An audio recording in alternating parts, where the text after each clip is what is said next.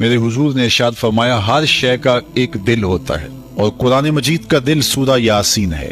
جس نے ایک مرتبہ سورہ یاسین کی تلاوت کی، اللہ 10 مرتبہ قرآن پڑھنے کا ثواب عطا کرے گا۔ تو اپنی صبح کا آغاز سورہ یاسین سے کیا کریں، کچھ وقت نہیں لگتا، نماز فجر کے بعد اشراق تک سورہ یاسین پڑھ لیا کریں۔ سورہ یاسین اگر آپ پڑھ کے اپنے دن کا آغاز کرتے ہیں، آپ کا سارا دن خیر سے گزرے گا۔ اس دن اگر کاروبار کریں گے تو برکت ہوگی، اس دن کسی کام کو جائیں گے تو رحمت ہوگی، اس دن بہت ساری بیماریوں سے، آفات و بلیات ارضیہ اور سماویہ سے، دشمنوں کے حسد سے، مبغضین کے بغض سے بچے رہیں گے، لوگوں کے شر سے، حادثات سے محفوظ رہیں گے۔ تو اپنے دن کا آغاز سورہ یاسین سے کریں، اور کتنا بڑا اجر ہے۔ آپ ایک سال میں بھی شاید 10 قرآن مجید نہ ختم کر سکیں، اور سورہ یاسین پڑھیں تو 10 مرتبہ قرآن مجید پڑھنے کا ثواب نصیب ہوگا۔ رسول کریم نے ارشاد فرمایا اِنَّ سورۃ فی القرآن 30 آیہ، قرآن مجید میں ایک سورت ہے جس کی 30 آیات ہیں۔ اگر کوئی شخص اس کی تلاوت کرتا ہے تو وہ سورت پڑھنے والے کی شفاعت کرتی ہے، اور اتنی بار شفاعت کرتی ہے کہ اس کو بخشوا کے چھوڑتی ہے۔ وہ سورت کون سی ہے؟ وَهِيَ تَبَارَكَ الَّذِي بِيَدِهِ الْمُلْكُ، یہ سورۃ الملک ہے، 30 آیتیں ہیں۔ جو شخص اس کی تلاوت کرے، یہ اتنی بار سفارش اللہ کی بارگاہ میں کرتی ہے کہ اپنے پڑھنے والے کو بخشوا کے چھوڑتی ہے۔ تو اپنے دن کا آغاز سورہ یاسین سے کریں، اور اپنی شب کا آغاز سورہ ملک سے کریں۔ سونے سے پہلے سورہ ملک کی تلاوت ضرور کر لیں، تو انشاءاللہ اس سے رات برکت سے گزرے گی، آفات و بلیات سے بچے رہیں گے، اور سب سے بڑی بات کہ اللہ تعالیٰ جل شانہ غفران و رحمت سے مالا مال فرمائے۔ حضرت شداد بن اوس رضی اللہ تعالیٰ عنہ فرماتے ہیں کہ ہم حضور کی خدمت میں بیٹھے ہوئے تھے، فقال، تو آقا کریم علیہ الصلوۃ والسلام نے بیٹھے بیٹھے ارشاد فرمایا تمہارے اندر کوئی اجنبی شخص تو نہیں؟ تمہارے اندر کوئی غیر تو نہیں؟ خاص ہی ہو نا، یہ نہیں کوئی اہل کتاب سے تو نہیں؟ میں نے کہا حضور کوئی نہیں، سارے اپنے ہیں۔ تو آقا کریم علیہ الصلوۃ والسلام نے فرمایا اچھا دروازے کو کنڈی لگا دو، پھر فرمایا ہاتھ کھڑے کرو اور کہو لا الہ الا اللہ۔ سارے اپنے ہو؟ سارے اپنے ہیں، کوئی غیر تو نہیں؟ نہیں۔ کنڈی لگا دو، لگ گئی کنڈی۔ کب ہاتھ کھڑے کرو اور کہو لا الہ الا اللہ۔ اب اگلی بات سن، اللہ کے محبوب نے فرمایا الحمدللہ، تمام خوبیاں اللہ کے لیے۔ اے اللہ تیری تعریفیں ہیں، تو نے مجھے حق کے ساتھ اس کلمے کے ساتھ مبعوث کیا، تو نے وعدہ کیا ہے، مجھے حکم دیا اس کلمے کی تبلیغ کا، اس کے پیغام کی نشر و توزیع کا، اس کلمے کے نور کو ایک ایک سینے میں اتارنے کا۔ مالک میں نے وہ اتارا اور میں نے اس پیغام کو پہنچایا۔ مالک پھر تو نے اس کلمے کے حاملین کے لیے جنت کا وعدہ بھی کیا ہے، اور تو وعدے بھی سچے کرتا ہے، تیرا وعدہ جھوٹا نہیں ہوتا، تو وعدے پورے کرتا ہے۔ اللہ اکبر، یہ حضور نے ارشاد فرمایا۔ ثم قال، پھر اللہ کے محبوب نے فرمایا بشارت ہو، اللہ نے تمہیں معاف کر دیا، اللہ نے تمہاری خطائیں معاف کر دی، اللہ نے تمہارے گناہ بخش دیے۔ تو صحابہ کو اللہ کے محبوب نے بشارت دی۔ ایک اور روایت سنی حضرت ابو ہریرہ رضی اللہ تعالیٰ عنہ سے، جس نے ایک دن میں 100 مرتبہ سبحان اللہ و بحمدہ پڑھا۔ کتنی مرتبہ؟ 100 مرتبہ۔ کیا پڑھا؟ سبحان اللہ و بحمدہ۔ فرمایا کہ اس کے گناہ سمندر کی جھاگ کے برابر بھی ہوں تو اللہ معاف فرما دے گا۔ تو یہ اپنے وظائف میں شامل کر لیجئے، سبحان اللہ و بحمدہ۔ اور حدیث بخاری ہے، بلکہ بخاری کی سب سے آخری روایت ہے کہ 2 کلمے ایسے ہیں جو اللہ کو محبوب ہیں اور زبان پر مشکل نہیں، زبان پر بڑے آسان ہیں، اور جب میزان پہ رکھے جائیں گے تو پلڑے کو جھکا دیں گے، بڑے بھاری ہیں میزان پہ۔ وہ 2 کلمے یہی ہیں، سبحان اللہ و بحمدہ، سبحان اللہ العظیم۔ تو اگر اس کو 100 مرتبہ روزانہ پڑھے تو سمندر کی جھاگ کے برابر بھی گناہ ہو تو اللہ معاف فرما دیتا ہے۔ دوسری بات، ہمیں اپنی زندگی میں 7 چیزوں کو اپنا اصول بنا لینا چاہیے، اور یہ 7 چیزیں وہ ہیں جو ہماری زندگی کو ایک خوبصورت سانچے میں ڈھال کر کے ہمیں ایک پاکیزہ اور ستھرا انسان بنا دیتی ہے۔ پہلی چیز، التمسک بکتاب اللہ، اللہ کی کتاب سے جڑ جانا، وابستہ ہو جانا۔ جب ہم کتاب اللہ سے وابستہ ہو جائیں تو پھر ہمارے باطن کی اور نفس کی تربیت ہوتی، اور پھر ہم وہ مطلوب انسان بنتے ہیں جو ہمارا رب ہم سے تقاضا کرتا ہے۔ تو اس لیے ہمیں اپنی زندگی میں اس چیز کو لازم کر لینا چاہیے کہ ہمارا کوئی بھی دن قرآن مجید کی تلاوت کے بغیر نہ گزرے۔ اپنے دن کا آغاز قرآن مجید کی تلاوت سے کیجیے، اور قرآن مجید کو سمجھ کر اس کے مفاہیم و مطالب کے ساتھ ایک رکوع کم از کم پوری زندگی، اپنی زندگی کے نصاب میں آپ کتنا وقت مختلف امور کے لیے سر انجام دیتے ہیں۔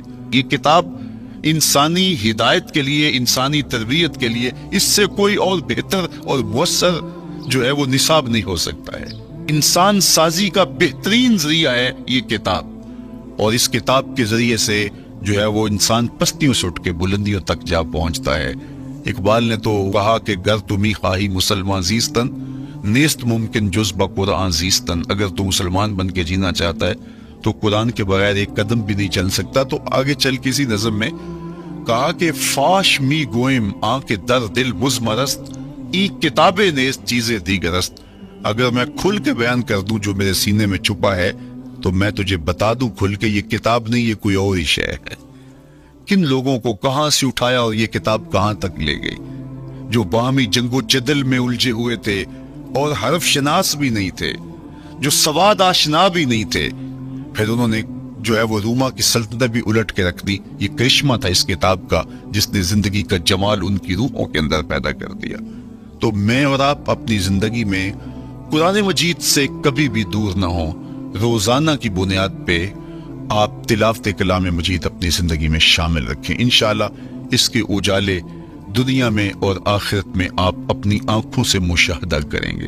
حضرت امام احمد بن حنبل فرماتے ہیں، میں نے رب سے کہا کہ مجھے اپنا قرب عطا کر، آواز آئی میرا قرب چاہتے ہو تو قرآن پڑھا کرو۔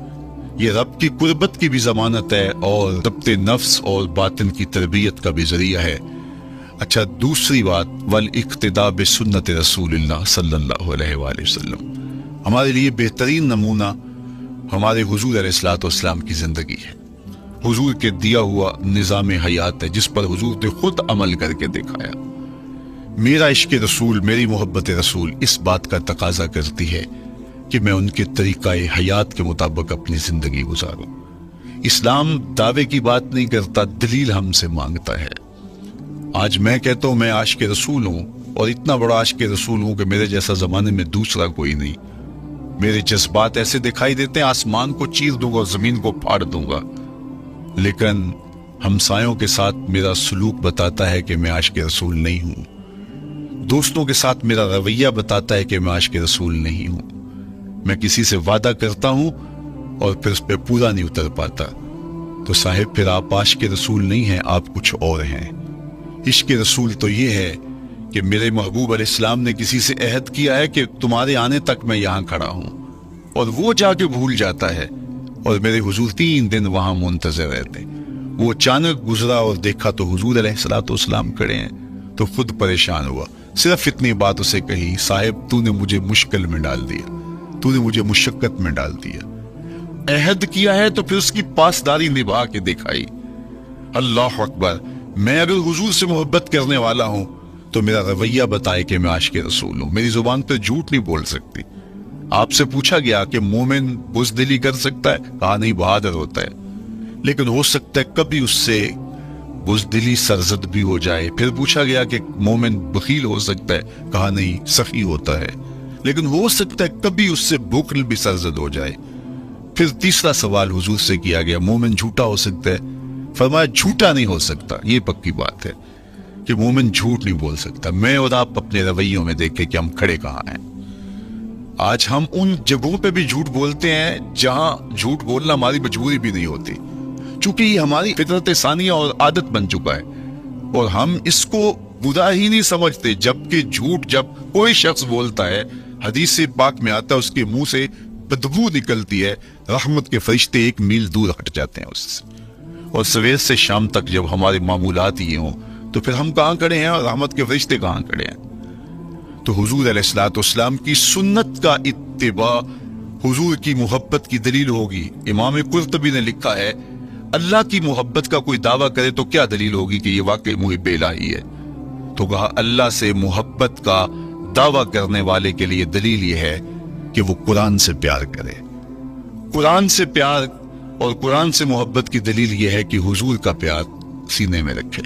حضور سے محبت کی دلیل یہ ہے کہ سنت رسول سے پیار کرنے والا ہو، اور سنت رسول سے پیار کرنے کی دلیل یہ ہے کہ بدعات سے اجتناب کرنے والا ہو۔ ہر وہ طریقہ جو میرے حضور نے نہیں دیا اس کو اختیار نہ کرے، اس طریقے کو اختیار کرے جو حضور علیہ الصلوۃ والسلام کا عطا کرتا ہے۔ تیسری بات، عقل الحلال۔ یہ وہ بنیادی اصول ہے جو ہماری زندگیوں میں اتر جانے چاہیے اور ہم ایک صالح اور خوبصورت انسان بن کے اس معاشرے کا حصہ بن سکتے ہیں۔ عقل حلال زندگی میں شامل ہو تو زندگی کو جمال نصیب ہوتا ہے اور باطن اور ظاہر کو طمانینت نصیب ہوتی ہے۔ اگر رزق پاک نہیں ہے تو آپ کعبے بھی جائیں تو وہاں بھی آپ محروم پلٹیں گے۔ میرے حضور علیہ الصلوۃ والسلام نے فرمایا ایک بندہ لمبا سفر کر کے گیا، اشعث اغبر کے لفظ ہیں، اس کے بال بکھرے ہوئے ہیں، سفر کی گرد پڑی ہوئی ہے اور لباس بھی پھٹا ہوا ہے، شکستہ حالت، پراگندہ صورت، اور کھڑا ہے کعبۃ اللہ کے سامنے، یمد یدیہ، دونوں ہاتھ لمبے کر کر کے دعا مانگ رہا ہے، اور کیا کہتا ہے؟ اے اللہ ومطعمہ حرام ومشربہ حرام وملبسہ حرام وغذی بالحرام۔ فرمایا اس کا کھانا حرام کا ہے، اس کا پینا حرام کا ہے، اس نے جو لباس پہنا وہ حرام کا ہے۔ میرے حضور فرماتے ہیں بتاؤ اس کی دعا کیسے قبول ہوگی؟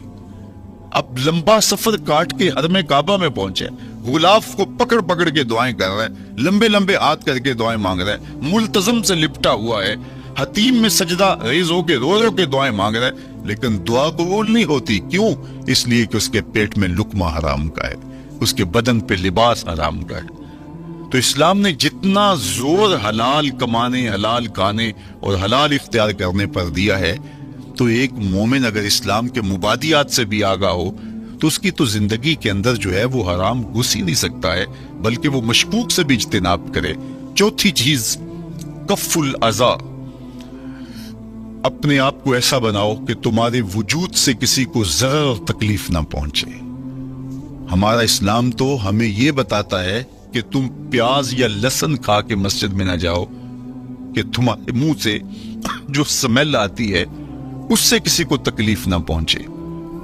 تو یہ اسلام کی دی ہوئی تعلیمات ہیں کہ مسجد میں بھی جانا ہے تو اپنے آپ کو دیکھو کہ تمہاری حالت کیا ہے، تمہاری وجہ سے کسی کو تکلیف نہ پہنچے، تمہارے رویے اتنے خوبصورت ہوں، تمہارے ہمسائے بتائیں کہ یہ واقعی مسلمان ہے۔ مسلمان کی تعریف کی گئی، المسلم من سلم المسلمون من لسانہ و یدہ۔ مسلمان کون ہے؟ جس کے ہاتھ سے، جس کی زبان سے دوسرا مسلمان بھائی محفوظ ہے، تو وہ مسلمان ہے۔ اللہ اکبر۔ ہم یہ جو کہتے ہیں السلام علیکم، اس کو کہتے ہیں تحیت المسلم، مسلمان کا تحیت۔ تو اس میں اس کے معنی پہ غور کریں تو ہم اس کو ضمانت دے رہے ہوتے ہیں، السلام علیکم، تیرے اوپر سلامتی ہو۔ تو ہم اپنی جانب سے اسے ضمانت دیتے ہیں، میرے بھائی میری طرف سے تیری عزت، تیری جان، تیری آبرو سلامت ہے، اب میری جانب سے تو پریشان نہیں ہونا، میں تجھے سلامتی کی ضمانت دیتا ہوں۔ اور وہ آگے سے کیا کہتا ہے؟ وعلیکم السلام، میرے بھائی پھر میری جانب سے بھی تیرا سب کچھ محفوظ ہے۔ اگر سلام کا مفہوم اچھی طرح ہماری روحوں میں اتر جائے تو پھر ایسا ہو نہیں سکتا کہ ہم جس کو السلام علیکم کہہ دیں پھر اس سے ہم دھوکہ کریں یا اس کی آبرو پہ حملہ آور ہوں یا اس کے مال پہ حملہ آور ہو جب السلام علیکم کہہ دیا۔ چونکہ جو ہمیں لفظ بولنے کے لیے کہا گئے ہیں اس کے پیچھے فلسفہ ہے لفظوں کا۔ یہ پھول ہیں، ان کو دیکھ کر سبحان اللہ کہنے کا کہا گیا ہے، پہاڑوں کو دیکھ کے اللہ اکبر کہنے کا کہا گیا ہے۔ پہاڑوں کو دیکھ کے سبحان اللہ کہہ دیں اور پھولوں کو دیکھ کے اللہ اکبر کہہ دیں، ایسا کیوں نہیں کہہ دیتے؟ لیکن نہیں، اس لیے کہ جب پہاڑوں کو دیکھتے ہیں تو دل میں ان کی ہیبت پیدا ہوتی ہے۔ اتنے بڑے پہاڑ، سمندر کو دیکھتے ہیں تو اس کی ہیبت پیدا ہوتی ہے، اتنا بڑا سمندر تا حد نظر پھیلا ہوا، تو جب اس کی بڑائی پیدا ہونے لگتی ہے تو فوراً پلٹایا گیا اللہ کی بڑائی کی طرف اور کہا بول اللہ اکبر، یہ نہیں میرا اللہ بڑا ہے۔ اور پھول کو جب دیکھا تو اس کی لطافت کی طرف الجھنے لگے، کتنا خوبصورت ہے، درزوں میں کیسے خوشبو بسی ہوئی ہے، کیسے رنگ ہیں، کیسے جمال ہیں۔ اللہ اکبر۔ وہ کیا کسی نے کہا تھا نا کہ درزوں کی لطافت میں خوشبو نے اما پائی، گل چیرنے والے نے کس شان سے چیرا ہے۔ تو کیا کمال ہے یار، کیا پتیاں ہیں، کیا رنگ ہے، کیا خوبصورتی ہے، کیا لطافت ہے۔ الجھنے لگے، کہا بول سبحان اللہ، یہ کیا ہے جس نے رنگ بھرے ہیں وہ پاک ہے۔ تو تیرا دل الجھ نہ جائے تو جو ہم بولتے ہیں لفظ جہاں بھی بولتے ہیں اس کے پیچھے ایک فلسفہ ہوتا ہے۔ السلام علیکم یہ تحیۃ المسلم ہے۔ جب ہم کسی کو کہتے ہیں السلام علیکم تو اس کو ہم نے ضمانت دے دی، بس بات ختم، اب جو ہے وہ میری جانب سے تو محفوظ ہے۔ لیکن ہم سلام بھی لے رہے ہوں گے اور ہاتھ بھی کاٹ رہے ہوں گے اور اس کی جیب بھی کاٹ رہے ہوں گے، پھر سلام نہیں لیا، ہم نے منافقت کی۔ تو کف الاذی چوتھی چیز، اور پانچویں چیز اجتناب المعاصی، گناہوں سے اپنے آپ کو بچا کے رکھنا۔ نیکی کرنا بہت اہم ہے، لیکن نیکی کرنے سے زیادہ اہم اپنے آپ کو گناہوں سے بچانا ہے۔ چونکہ شر کی قوتیں ہمارے ساتھ جڑی ہوئی ہیں، اس لیے اپنے آپ کی حفاظت جب ہم کریں گے تو ہم ایک اچھی صورت میں آگے بڑھیں گے۔ اور چھٹی چیز وہ ہے التوبہ۔ توبہ تسلسل کے ساتھ کرتے رہیے۔ یہ تصور کہ بڑھاپے میں توبہ کریں گے، یہ تصور کہاں سے آیا؟ یا ہمارے ہاں آج کل یہ کلچر پیدا ہوا ہے کہ لیلۃ القدر یا شبرات کے دن سارے جڑ کے توبہ کرنے بیٹھ جاتے ہیں اور پورا سال اپنی مرضی کی زندگی گزارتے ہیں۔ ایسا نہیں ہے۔ میرے حضور کے دامن پہ ایک بھی گناہ کا دھبا نہیں تھا۔ ہم نبیوں کی عصمت کے قائل ہیں، کسی نبی پر کوئی گناہ کا دھبا نہیں ہوتا۔ اگر اس امکان کو بھی تسلیم کر لیا جائے تو ساری شریعت مشکوک ہو جاتی ہے۔ لیکن اس کے باوجود حضور فرمایا میں دن میں اللہ سے 100 بار توبہ کرتا ہوں، ایک دن میں 100 مرتبہ توبہ کرتا ہوں۔ میں اور آپ دیکھیں کہ ہم کیا اس معمول کو اپنی زندگی میں شامل کیے ہوئے ہیں۔ جب انسان توبہ کرتا ہے، جب غسل کر لیتا ہے نا ایک دفعہ، تو پھر وہ بچ بچ کے چلتا ہے کہ کوئی گرد دوبارہ پڑ نہ جائے، اور جب وہ لتھڑا ہوا ہو تو پھر اس کو پرواہ بھی نہیں ہوتی۔ اس لیے ہمیں بار بار غسل کرنے کی، بار بار توبہ کرنے کی تلقین کی گئی ہے تاکہ ہم پھر نئے گناہوں سے بچتے رہیں گے۔ تو اپنی زندگی میں توبہ کا تسلسل کیجئے، شام سویرے صبح بار بار اللہ سے توبہ کی اور رجوع کیجئے۔ اور آخری چیز ادا الحقوق، حقوق کا ادا کرنا۔ ہمارے ذمے جو حقوق عائد ہوتے ہیں وہ ہمارے والدین کے ہیں، وہ ہمارے بہن بھائیوں کے ہیں، وہ ہمارے دوستوں کے ہیں، ہمسایوں کے ہیں، ہمارے اساتذہ کے ہیں، کلاس فیلوز کے ہیں۔ وہ حقوق حتیٰ کہ جانوروں کے کیوں نہ ہوں تو ان حقوق کو ہم ادا کرنے والے، دستبردار نہیں ہو سکتے ہم ان حقوق سے۔ یہ مومن کی زندگی ہے، یہ ہمارا نظم حیات ہے، یہ اسلام کا دیا ہوا منشور ہے، یہ طریقہ زندگی ہے کہ ہم ایک ایک کے حق کو ادا کرتے ہوئے اپنی زندگی کو بسر کریں۔ بالخصوص میں طلباء سے مخاطب ہوں کہ یہ عمر تربیتی اعتبار سے سب سے اہم عمر ہے۔ سیدنا علی المرتضیٰ رضی اللہ تعالیٰ عنہ فرماتے ہیں کہ 15 سال سے لے کر کے 20 سال تک کی عمر میں انسان کے نظریات پختہ ہوتے ہیں اور اس کی عادتیں جمتی ہیں۔ یہ دوسرے کہتے ہیں 13 سے 19 سال تک کی عمر، وہ کہتے ہیں یہ بڑی اہمیت کی حامل ہے۔ تو 13 سے 19 سال یا 15 سے 20 سال تک کی عمر، بعض کا تو ہوتے ہیں کہ ابھی بچے ہیں، ماں باپ بھی سستی کرتے ہیں، یہ ان کو تہجد کا عادی اب کیوں بنائیں، ابھی تو یہ بچے ہیں، ان کو ان چیزوں سے، چھوٹی چھوٹی چیزوں کا عادی اب کیوں بنائے، جب بڑے ہوں گے، سمجھدار ہوں گے، ذمہ داریوں کا بوجھ آئے گا، سب کچھ کر لیں گے۔ تو پھر اس وقت کرنا مشکل ہوتا ہے، پھر کر نہیں پاتا بندہ۔ تو جو سیکھنا ہے، جو عادتیں پختہ کرنی ہے، وہ اسی زندگی میں ہوتی۔ تو یہ آپ کا ایک موقع ہے، آپ کو کوئی ایک ماحول فراہم ہوا ہے، آپ کے ہمسائے آپ کے کلاس فیلوز ہیں جو آپ کے ساتھ کمرے میں رہ رہے ہیں۔